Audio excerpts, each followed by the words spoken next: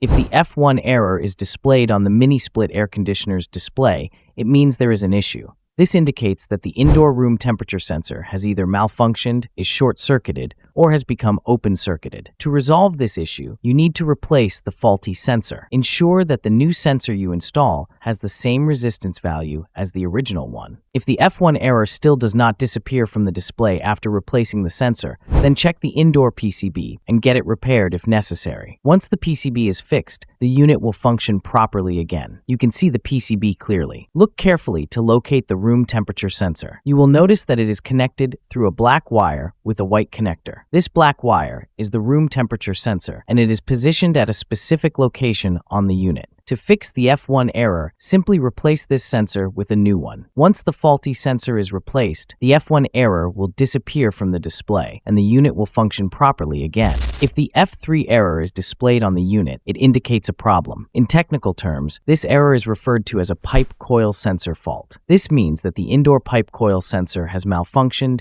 is open-circuited, or has short-circuited. To resolve this issue, follow these steps. I will now show you where this sensor is installed inside the unit. You can clearly see the PCB. Look closely, and you will notice a black wire with a black connector. This is the pipe coil sensor. It is installed at a specific position inside the unit, attached to the evaporator coil. Now, observe carefully as I remove the sensor and show it to you. This is what the pipe coil sensor looks like. If you replace this faulty sensor with a new one of the same specifications, the F3 error will disappear from the display and the unit will function properly again. Click on the left or right thumbnail to watch our next videos and subscribe. Thank you.